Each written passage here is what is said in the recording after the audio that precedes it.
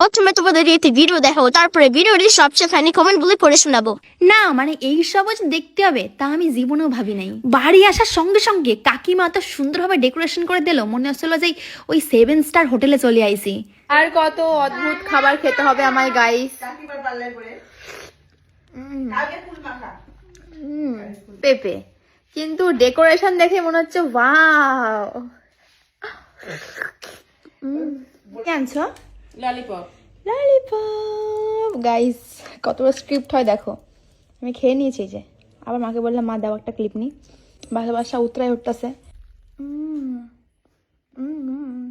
चलिए शुरू करते हैं। বলছি কি মামুনি, তোমার নখগুলো দেখলেই অরুচি এসে যায়।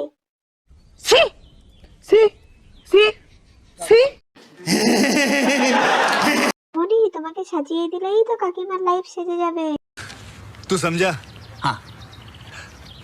नहीं।